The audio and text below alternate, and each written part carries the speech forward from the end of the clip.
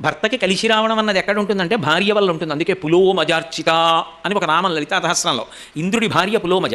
ఆవిడ లలితాపరాభట్టారికా స్వరూపాన్ని ఆరాధిస్తుంది కాబట్టి ఇంద్రుడు ఎప్పుడూ ఇంద్ర పదవిలో ఉండగలుగుతున్నాడు. భార్య భర్తకి లక్ష్మీస్థానం. ఎలా? ఇక్కడ బొట్టు చేత. ఈ పాపట ప్రారంభ స్థానమునందు బొట్టు ఉండాలి.